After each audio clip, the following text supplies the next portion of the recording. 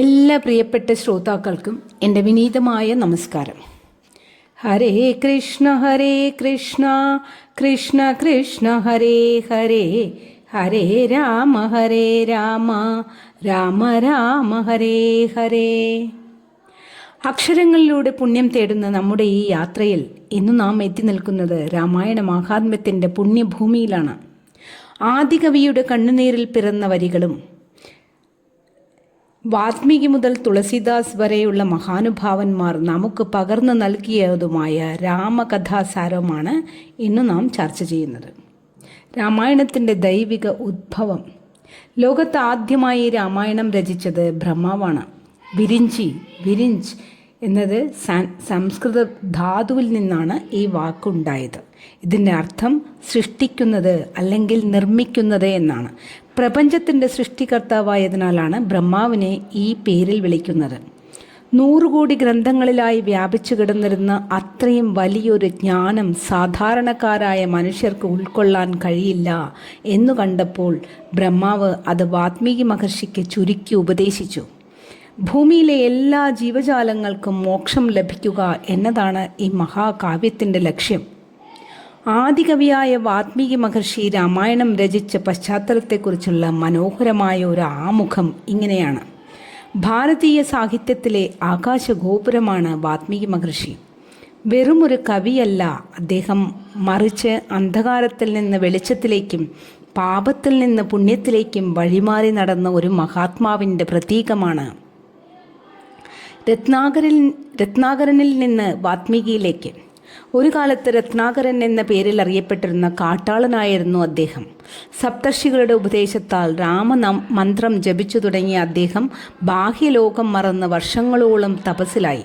അദ്ദേഹത്തിന് ചുറ്റും ചിതലുകൾ, മൺപുറ്റുകൾ നിർമ്മിക്കപ്പെട്ടു.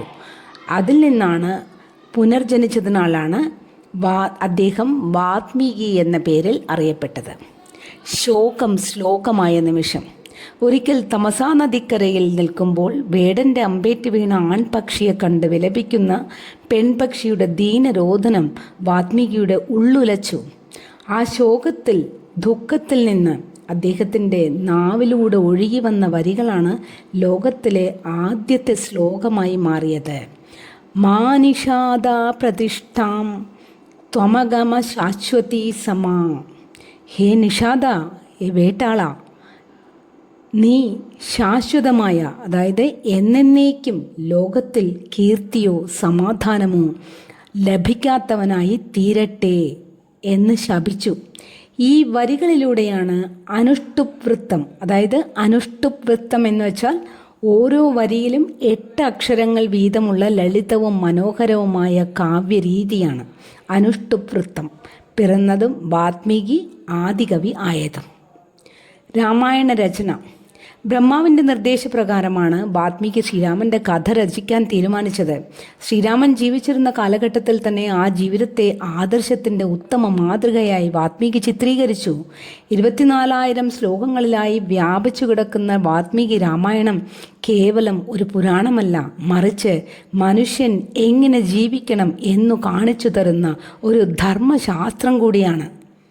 മനുഷ്യൻ്റെ ഉള്ളിലെ ക്രൂരതയെ ഭക്തി കൊണ്ടും തപസ്സുകൊണ്ടും എങ്ങനെ മാറ്റിയെടുക്കാം എന്നതിന് വാൽമീകിയുടെ ജീവിതം തന്നെ ഒരു ഉദാത്തമായ ഉദാഹരണമാണ്. അതുകൊണ്ടാണ് എഴുത്തച്ഛൻ തൻ്റെ കിളിപ്പാട്ടിൽ വാൽമീകിയെയും രാമനാമത്തിൻ്റെ മഹത്വത്തെയും ഇത്രയധികം വന്ദിക്കുന്നത്. ഭാരതീയ ഭക്തി പ്രസ്ഥാനത്തിലെ അതികായനായ കവിയും ദാർശനികനുമായ മഹാകവി തുളസീദാസ് 1532 ജനിച്ച് 1623 വരെ ജീവിച്ചു തീർന്ന ഹിന്ദി സാഹിത്യത്തിലെ ഭക്തി പ്രസ്ഥാനത്തിലെയും ഏറ്റവും സ്വാധീനമുള്ള വ്യക്തിത്വമാണ് തുളസീദാസ്. വാൽമീകി മഹർഷിയുടെ പുനർജന്മമായാണ് ഭക്തർ അദ്ദേഹത്തെ ആരാധിക്കുന്നത്. പണ്ഡിതന്മാർക്ക് മാത്രം പ്രാപ്യമായിരുന്ന സംസ്കൃത രാമായണത്തെ സാധാരണക്കാർ സംസാരിച്ചിരുന്ന ഭാഷയിലേക്ക് രാമചരിതമാനസം എന്ന കൃതിയിലൂടെ അദ്ദേഹം പകർത്തി നൽകി. തുളസീദാസിനെ രാമചരിതമാനസം രചിക്കാൻ പ്രേരിപ്പിച്ചത് പ്രധാനമായും 2-3 കാര്യങ്ങളാണ്. അദ്ദേഹത്തിൻ്റെ ജീവിതത്തിലുണ്ടായ ഒരു വ്യക്തിപരമായ പെരുമാറ്റവും അന്നത്തെ സാമൂഹികമായ സാഹചര്യവും. അതിൽ ഒന്നാണ് തുളസീദാസ് തൻ്റെ പത്നിയായ രത്നാവലിയോട് അത്യധികം ഉള്ള ആളായിരുന്നു. ഒരിക്കൽ തൻ്റെ അനുവാദം കൂടാതെ പത്നി പിതാവിൻ്റെ വീട്ടിലേക്ക് പോയപ്പോൾ തുളസീദാസ് രാത്രിയിൽ കനത്ത മഴയും കടന്ന് അവിടെ എത്തി. ഇതുകണ്ട് രത്നാവലി അദ്ദേഹത്തോട് ഇപ്രകാരം പറഞ്ഞു: എൻ്റെ ഈ മാംസത്തോടും രക്തത്തോടുമുള്ള ശരീരത്തോട് നിങ്ങൾക്കുള്ള ഈ അനുരാഗത്തിൻ്റെ പകുതിയെങ്കിലും ശ്രീരാമനോടുണ്ടായിരുന്നെങ്കിൽ നിങ്ങളുടെ ജീവിതം ധന്യമായേനെ. ഈ വാക്കുകൾ അദ്ദേഹത്തിൻ്റെ ഹൃദയത്തിൽ തറയ്ക്കുകയും ആ നിമിഷം തന്നെ ലൗകിക ജീവിതം ഉപേക്ഷിച്ച് അദ്ദേഹം രാമഭക്തനായി മാറുകയും ചെയ്തു. ഈ തീവ്രമായ ഭക്തിയാണ് രാമകഥ എഴുതുവാൻ അദ്ദേഹത്തിന് പ്രേരണയാക്കിയത്. രണ്ടാമത്തെ കാര്യം, സാധാരണക്കാരിലേക്ക് രാമനാമം എത്തിക്കുക എന്ന ഒരു സാമൂഹിക ലക്ഷ്യമായിരുന്നു. അക്കാലത്ത് രാമായണം സംസ്കൃതത്തിൽ മാത്രമാണ് ലഭ്യമായിരുന്നത്. സാധാരണക്കാർക്ക് അത് വായിക്കാനോ മനസ്സിലാക്കാനോ സാധിക്കുമായിരുന്നില്ല. ഭഗവാൻ രാമൻ തൻ്റെ ദർശനത്തിൽ പ്രത്യക്ഷപ്പെട്ട് സാധാരണക്കാരുടെ ഭാഷയായ അവധി എന്നത് സാധാരണക്കാരുടെ ഒരു ഭാഷയാണ്. അവധിയിൽ രാമകഥ എഴുതുവാൻ അദ്ദേഹത്തോട് നിർദ്ദേശിച്ചു എന്നാണ് വിശ്വസിക്കപ്പെടുന്നത്. ജാതിമത ഭേദമന്യേ എല്ലാവർക്കും ഭക്തിയുടെ പാത തുറന്നു കൊടുക്കുക എന്നതായിരുന്നു അദ്ദേഹത്തിൻ്റെ ലക്ഷ്യം. മൂന്നാമതായി പറയുന്നത്, ഹനുമാന്റെ ആഗ്രഹം. ഐതിഹ്യങ്ങൾ പ്രകാരം തുളസീദാസിന് ശ്രീരാമദർശനം ലഭിക്കാൻ സഹായിച്ചത് ഹനുമാൻജിയാണെന്നാണ്. ഹനുമാൻജിയുടെ നിർദ്ദേശപ്രകാരമാണ് അദ്ദേഹം വാരണാസിയിൽ കാശിയിൽ താമസിച്ച് രാമചരിതമാനസം രചിക്കാൻ തുടങ്ങിയത്. ഇനി രാമനാമത്തിൻ്റെ ശക്തിയെപ്പറ്റി പറയാം. വാൽമീകി മഹർഷി പണ്ടൊരു കാട്ടാളനായിരുന്നു എന്ന് പറഞ്ഞല്ലോ. എന്നാൽ രാമ രാമ എന്ന മന്ത്രം തുടർന്ന് ജപിച്ചതിലൂടെയാണ് അദ്ദേഹത്തിൻ്റെ ഉള്ളിലെ പാപങ്ങളെല്ലാം നശിക്കുകയും ലോകവന്ദിനായ ഒരു മഹർഷിയായി മാറുകയും ചെയ്തത്. അധമനായ ഒരു വ്യക്തിയെപ്പോലും പരമമായ ജ്ഞാനത്തിലേക്ക് നയിക്കാൻ രാമനാമത്തിന് കഴിയുമെന്നത് ഈ വരികൾ നമ്മെ ഓർമ്മിപ്പിക്കുന്നു. വാൽമീകിയുടെ നാവിൽ സരസ്വതി ദേവി വസിച്ചതുകൊണ്ടാണ് അദ്ദേഹത്തിന് രാമായണം രചിക്കാൻ സാധിച്ചത്. അതുപോലെ തൻ്റെ നാവിന്മേലും ദേവി വരണമെന്ന് എഴുത്തച്ഛൻ പ്രാർത്ഥിക്കുന്നു. താൻ വേദങ്ങളോ ശാസ്ത്രങ്ങളോ പഠിച്ച പണ്ഡിതനല്ലെന്നും വായനക്കാർ തൻ്റെ തെറ്റുകൾ ക്ഷമിക്കണമെന്നുമുള്ള കവിയുടെ വിനയം ഇവിടെ തെളിഞ്ഞു കാണുന്നുണ്ട്. പരമരഹസ്യമായ അധ്യാത്മ രാമായണം എന്നത് ഭഗവാൻ ശിവൻ പാർവതി ദേവിക്ക് ഉപദേശിച്ചു കൊടുത്തതാണ്. ഇത് കേവലം ഒരു രാജാവിൻ്റെ കഥയല്ല, മറിച്ച് ജീവാത്മാവും പരമാത്മാവും തമ്മിലുള്ള ബന്ധത്തെക്കുറിച്ചുള്ള രഹസ്യമായ ജ്ഞാനമാണ്. രാമായണത്തിൻ്റെ സന്ദേശങ്ങൾ ജീവിതത്തിൻ്റെ അടിസ്ഥാന ഘടകങ്ങളെ സ്പർശിക്കുന്നു. ഇത് ഒരു കഥ മാത്രമല്ല, അതേസമയം ധർമ്മം, സ്നേഹം, നീതി, കടമ, കുടുംബബന്ധം, ചിന്താശക്തി എന്നിവയെ കുട്ടികളിലും മുതിർന്നവരിലുമായി മനസ്സിലാക്കാൻ സഹായിക്കുന്ന ഒരു ദീപമാണ്. ഇന്നത്തെ ലോകത്ത് പലപ്പോഴും തെറ്റായ വഴികൾ തിരഞ്ഞെടുക്കുവാൻ ആളുകൾ പ്രേരിപ്പിക്കപ്പെടുന്നു. എന്നാൽ രാമായണത്തിൻ്റെ കഥകൾ നമ്മെ സത്യവും ധർമ്മവും പിന്തുടരാനുള്ള മാർഗദർശകനായി നിൽക്കുന്നു. രാജാവും രാജകുമാരന്മാരും സാധാരണ മനുഷ്യരും മൃഗങ്ങളുമൊക്കെ അവരുടെ കരുതലും ധർമ്മബോധവും കൊണ്ട് എങ്ങനെ ജീവിതം നയിച്ചുവെന്ന് കാണിക്കുന്നത് നമ്മെ ഒരു നല്ല തീരുമാനങ്ങൾ എടുക്കാനും സ്നേഹം, കരുണ, ധൈര്യം എന്നിവ വളർത്താനും പ്രേരിപ്പിക്കുന്നു. അതുകൊണ്ട് രാമായണം പറയുകയും പഠിക്കുകയും ചെയ്യുന്നത് നമ്മെ മനസ്സും ഹൃദയവും ശുചിയാക്കി ജീവിതത്തെ മൂല്യവത്താക്കുന്ന ഒരു മാർഗമാണ്. കാലങ്ങളുടെയും തലമുറകളുടെയും അതിരുകൾ മറികടന്ന് ധർമ്മം, സ്നേഹം, ത്യാഗം, മാനവ മൂല്യങ്ങൾ എന്നിവയുടെ ദീപ്ത പ്രകാശത്തോടെ മനുഷ്യ ഹൃദയങ്ങളെ സ്പർശിച്ചുകൊണ്ട് രാമായണം ഭാരതീയ സംസ്കാരത്തിൻ്റെ അനശ്വര സൗന്ദര്യമായി ഉദിച്ചു നിൽക്കുന്നു. ധർമ്മവും കർമ്മവും കരുണയും ജീവിതശൈലിയായി പകർന്നുകൊണ്ട് തലമുറകളിലൂടെ ഇന്ത്യൻ നാഗരികതയുടെ ചിന്തയെയും ആചാരങ്ങളെയും സംസ്കാര ബോധത്തെയും രൂപപ്പെടുത്തിക്കൊണ്ടിരിക്കുന്ന അനശ്വര സൗന്ദര്യമായി രാമായണം ഭാരതീയ ജീവിതധാരയിൽ ഒഴുകി നടക്കുന്നു.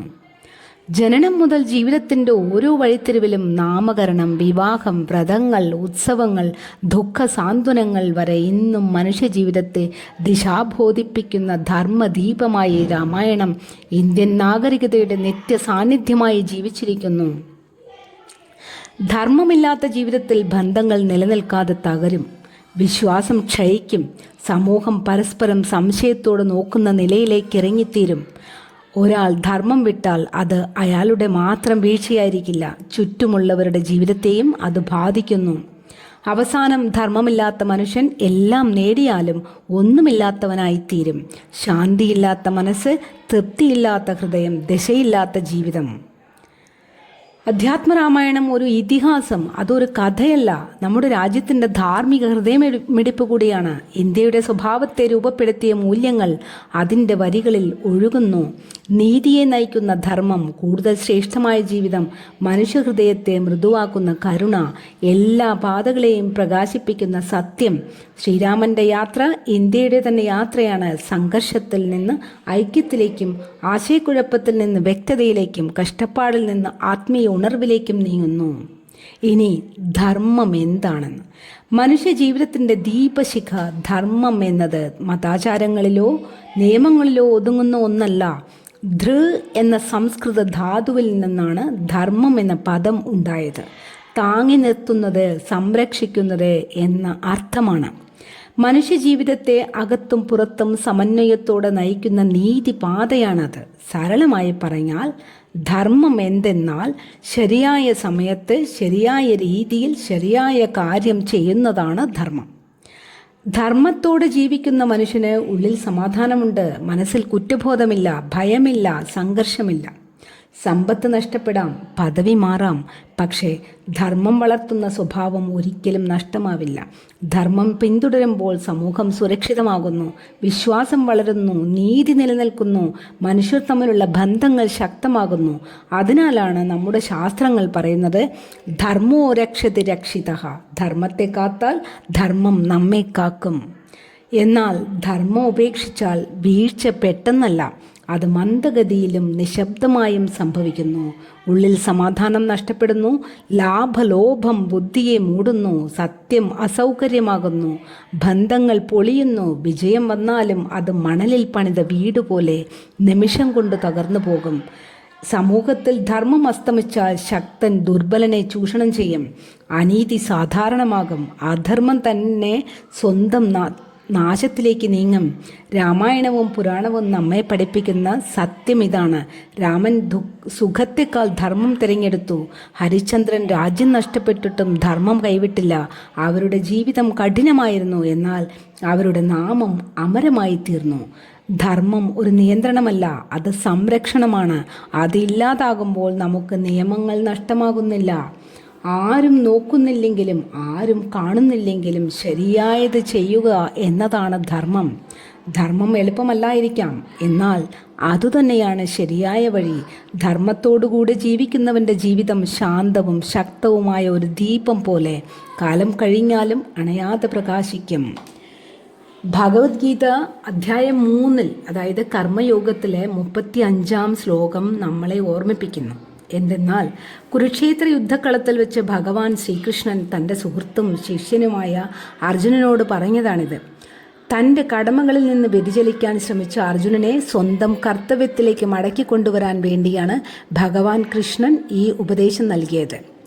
ശ്ലോകം ഇങ്ങനെയാണ്: ശ്രേയാൻ സ്വധർമ്മോ വിഗുണ പരധർമ്മ സ്വനുഷ്ഠിതാത് സ്വധർമ്മേ നിധനം ശ്രേയ പരധർമ്മോ ഭയാവഹഃ. സ്വന്തം ധർമ്മം പൂർണ്ണമല്ലെങ്കിലും ആത്മാർത്ഥതയോടെ പാലിക്കുന്നതാണ് ശ്രേഷ്ഠം. മറ്റുള്ളവരുടെ വഴി അനുകരിച്ച് ജീവിക്കുന്നതിനേക്കാൾ സ്വധർമ്മത്തിൽ ഉറച്ചു നിൽക്കുന്നതാണ് മനുഷ്യനെ ഉയർത്തുന്നത്. ധർമ്മത്തോടുകൂടെ ജീവിക്കുന്നത് എളുപ്പമല്ലാതിരിക്കാം, എന്നാൽ അതാണ് ഭയമില്ലാത്ത, സമാധാനമുള്ള, അർത്ഥവത്തായ ജീവിതത്തിലേക്കുള്ള ഏക വഴി. ജീവിതത്തിൽ നാം ഏത് പാത തിരഞ്ഞെടുക്കണം എന്ന കാര്യത്തിൽ വ്യക്തത നൽകുന്ന മനോഹരമായ വരികളാണിവ. രാമായണം നമ്മുടെ താരാട്ടുപാട്ടുകളിലും ക്ഷേത്രമണികളിലും ക്ലാസിക്കൽ നൃത്തങ്ങളിലും നാടോടി ഗാനങ്ങളിലും ദൈനംദിന പ്രാർത്ഥനകളിലും ജീവിക്കുന്നു. ദീപാവലി, രാമനവമി തുടങ്ങിയ നമ്മുടെ ഉത്സവങ്ങളിൽ അത് ശ്വസിക്കുന്നു. ഇന്ത്യ എന്തായിരിക്കാൻ ആഗ്രഹിക്കുന്നു എന്ന് പ്രതിഫലിപ്പിക്കുന്ന ഒരു കണ്ണാടിയാണിത്. സത്യം നിലനിൽക്കുന്ന, നീതി ഉയർത്തിപ്പിടിക്കുന്ന, കരുണ ഒരു ജീവിത രീതിയായ ഒരു നാട്. അങ്ങനെ രാമായണം ഒരു വേദഗ്രന്ഥമല്ല, ഇന്ത്യയുടെ ഹൃദയത്തെ പരസ്പരം ബന്ധിപ്പിക്കുന്ന സാംസ്കാരിക നൂലാണ്. ഇന്നത്തെ വാക്കുകൾക്ക് ഇവിടെ വിരാമമിടുന്നു സജ്ജനങ്ങളെ. പക്ഷേ ചിന്തകൾ തുടരട്ടെ. രാമായണത്തിൻ്റെയും ഗീതയുടെയും വെളിച്ചം നമ്മുടെ ജീവിതത്തിൽ എന്നും ഉണ്ടാവട്ടെ. ധർമ്മത്തിൻ്റെ പാതയിലൂടെ ഒരുമിച്ച് മുന്നേറാം എന്ന പ്രതീക്ഷയോടെ നിർത്തുന്നു. വീണ്ടും കാണുന്നതുവരെ എല്ലാവർക്കും നന്ദി, നമസ്കാരം. ഹരേ കൃഷ്ണ കൃഷ്ണ കൃഷ്ണ ഹരേ ഹരേ, ഹരേ രാമ രാമ രാമ ഹരേ ഹരേ.